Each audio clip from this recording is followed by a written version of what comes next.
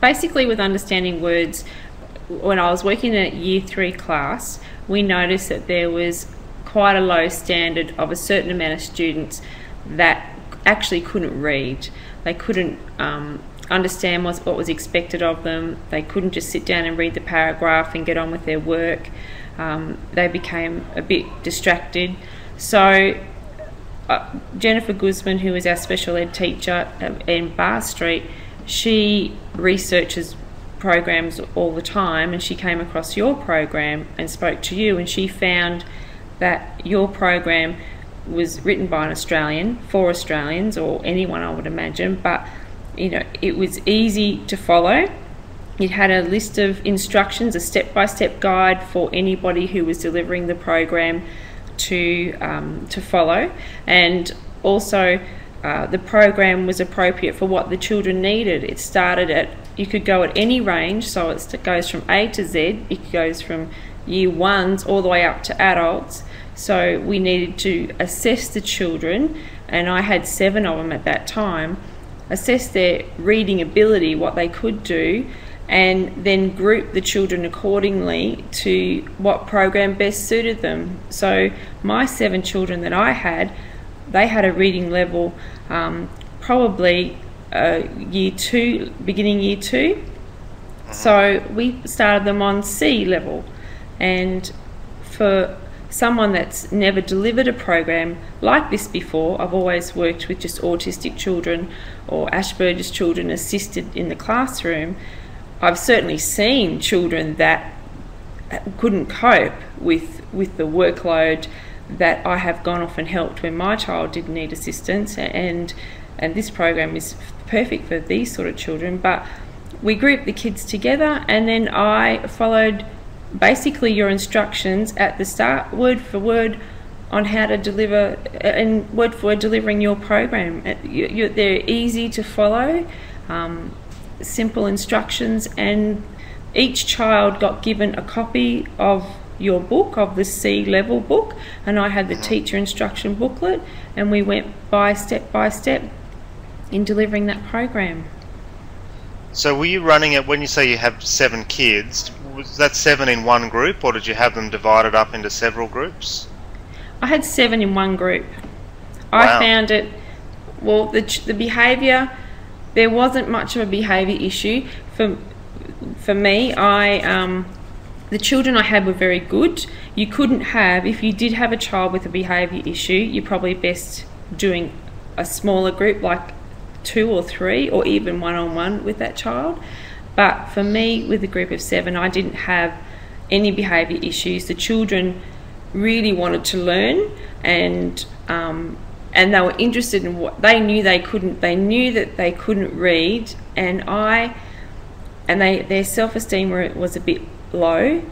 Well, their self-esteem is really low. They feel bad about themselves anyway. They want to be able to do the work like everybody else can do the work. You know, how come they can spell that word and I can't? So when I took the 7 kids, luckily not having any behaviour issues, we all worked nicely together. I let them know that you are so lucky. We have a program here that I'm going to be able to, you and I are going to be able to work together. We're going to deliver it together, and by the end of this C program, you're going to be able to get on the way to learning how to read. I said, this is an opportunity that not many kids get to have, the fact that we've identified that you can't read, you want to read, so let's try and do this program, work together as a team, and then we'll get on to the next one. We'll go on to D after that, and so they were all G'd up. And apart from delivering your program, you have to work on their self-esteem as well. So the two go hand in hand together. So it was a nice session for them, because I made them feel good about themselves. That's how I start your sessions. I sit there, and really, when you go from one classroom to another, you know, they get a bit disgruntled, and then you have a hard time settling. But for me, I gave them a little bit of brain gym, relaxation brain gym, and happy thoughts, and yeah, we're going to have a good day, you're a good person, you can learn easily, you can learn well, everything's great, let's get on with it. And that puts them in immediately it puts them in a relaxed mode and they're feeling happy with themselves. So I do about 5 minutes of that, and then it's like, right, open up your books, let's see what Dr. Craig has to say today, and we deliver your program. So you have to set it, that's how I have approached your program anyway. And like I said, it's easy to follow the step by step. We mark where we're up to, and then we get on to the next time, and away we go. So how have you found, with 7 kids in your group, which is quite remarkable really, that's a bigger group than I've ever run it in, how do you manage to get enough responses out of each student? Well, I actually so for example, if we read one of your comprehension activities and then you've got a series of questions that you go through, I always include the children. So I get each of them to read a paragraph. So they're all reading a paragraph. They have to listen, because at the end of that, they're reading, they don't look at the comprehension reading that they've just done, they've just looked at the questions, and the first person asks the question to the next person, and that person has to answer, and the next and if they can't answer that, then somebody else can, but they want to answer that. So so this goes on around, it goes so forth. So they're always being there's always something to do, and I use the whiteboard as well. Like, you know, behind you, you've got a whiteboard up behind you. Well, I had a big whiteboard also. So I used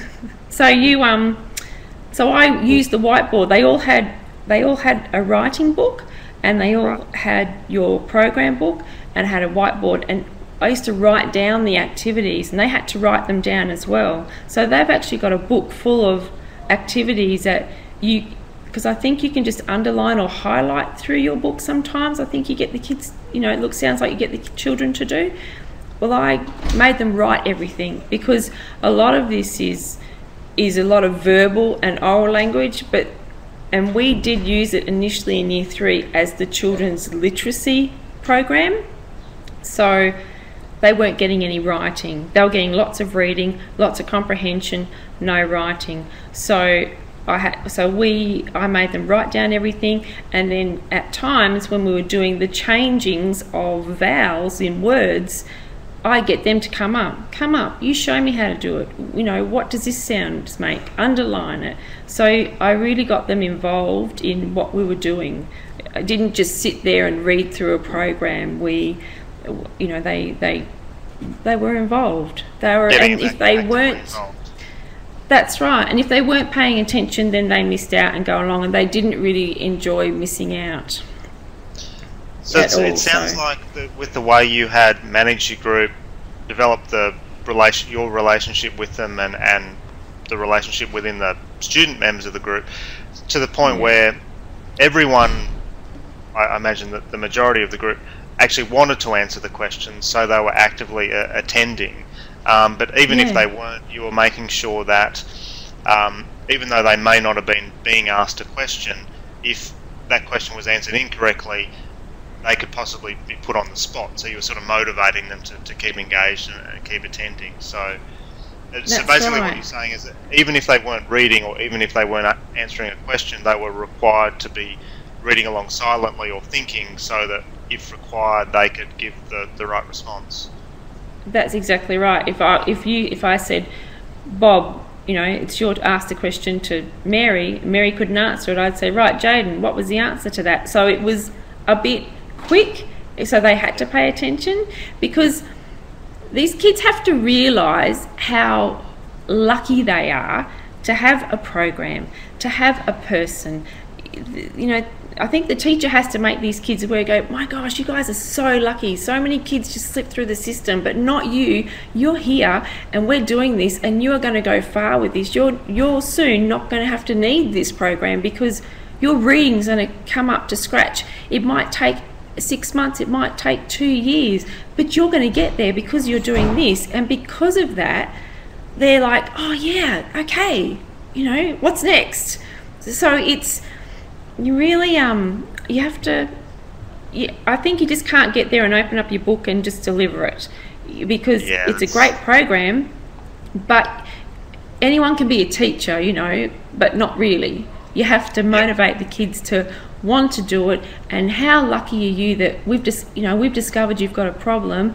Let's not waste your time and my time. Let's get on with it, you know. So I really look at the child, and if they're feeling low or down, or if they're a bit disgruntled or naughty, they're just feeling bad about themselves. And if they're feeling bad about themselves, well, they're not going to learn anything, because they've got things going on in their mind anyway. So you really need to change that around before you can deliver anything to them. So I sort of, with kids with special needs or learning difficulties, you know, it's all hard for them. So if there's someone there that can cushion that for them, you know, the learning will come. They just need to feel secure and safe, and the learning will come, and it has come. We've had really great results, especially within my 7 kids. Okay, so tell us about what you've seen so far. You've been running it for a couple of years now, so what sort of outcomes have you achieved? Well, we've had a child that didn't read at all. He would never even pick up a book. And then as we did your program and we started to go through the C level, I realized he actually can decode beautifully. Like, he says every sound really well.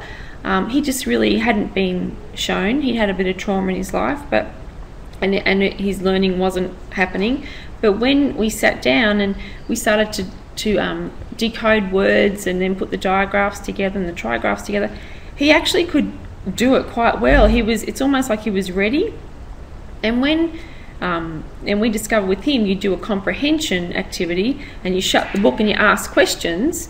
He could recite the whole line that question was on, exactly word for word. Or I would say it, he said, "Oh no, Mrs. Gower, it's actually blah blah blah." So his comprehension came up, his attention span came up. He went. Then we do a bit of reading in class when if you're at, you know, you've got 5 minutes and you've got nothing to do, you finish your activity, do some reading. He slowly started to read Goosebumps, and he would sit there and he would, you know, if it was cat, like, he would decode every word. He did have persistence, which was wonderful. But that child now has gone from really a non-reader and to a child that devours Goosebumps Horrorland like they're going out of fashion. He enjoys it because he can read it, he can comprehend it. Same with the other children. They all can read. They all get out books now and they all read. They don't just sit there and look at the pages and think, gee, I hope this time's going to go fast because this is pretty boring, as they do, and flick through the pages and say they've read it. They actually are reading their books and they're now enjoying the books that they're reading. So to come from kids that didn't read or just looked at the pages, they now are reading for enjoyment. And so, and your program's done that, the fact that they can decode.